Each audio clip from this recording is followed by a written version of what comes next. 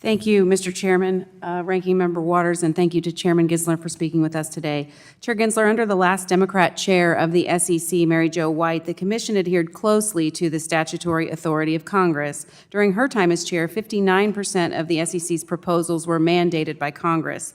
By contrast, under your leadership, only 17% of the Commission's proposals are mandated by Congress, according to a report from Professor Hal Scott of Harvard.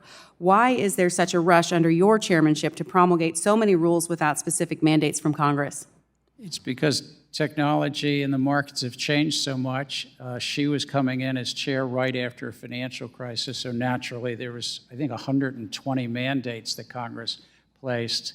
But you're accurate. We've picked up about 10 of those from Dodd-Frank, one from the Holding Foreign Companies Accountable Act. Chair Gensler, there's a perception that the SEC is neglecting public input, and particularly from bipartisan letters that the members of Congress have sent to voice valid concerns regarding individual rules and the rulemaking process.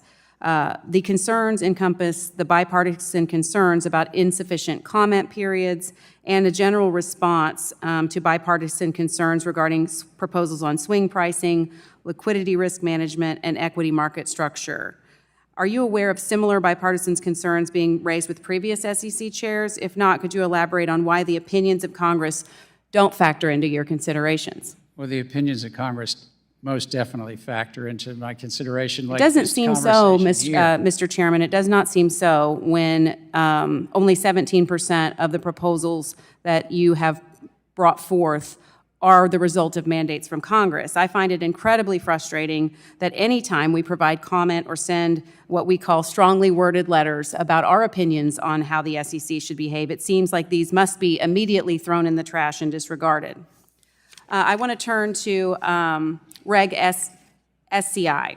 The SEC originally adopted Regulation Systems Compliance and Integrity, otherwise known as Reg SCI, in 2014 in response to several market disruptions at national securities exchanges.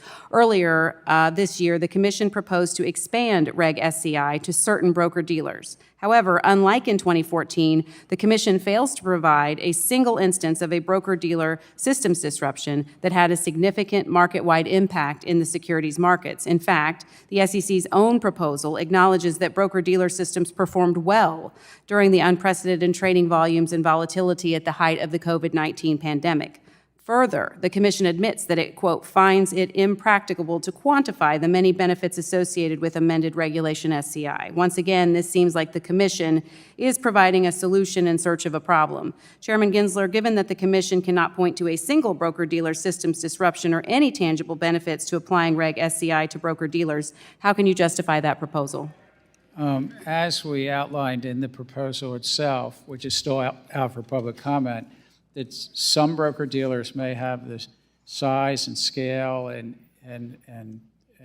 standing in the markets that if they were taken down, that could be disruptive to the markets. That's the important thing. And this so-called systems compliant integrity is about those most consequential or central parts of the market.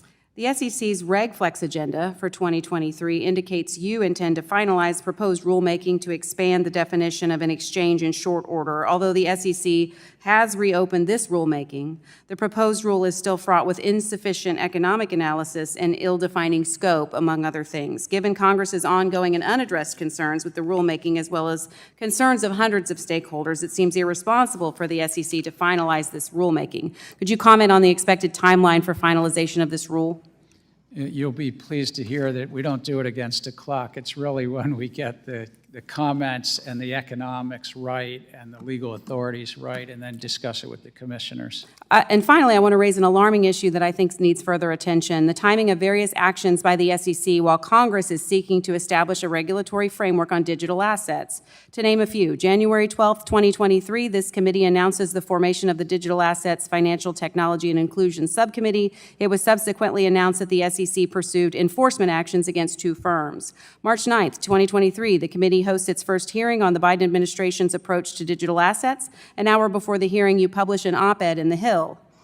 April 27th, 2023, the committee hosts another hearing on digital asset regulation. You tweet and quote office hours video on your view that most digital assets are securities. May 3rd, 2023, this committee and the House Agriculture Committee, led by my colleague Chairman Thompson, announced our first joint hearing on digital asset legislation, which is unprecedented. You published another office hours. I'm not one to connect dots, but it seems like you're actively trying to undermine the work of Congress.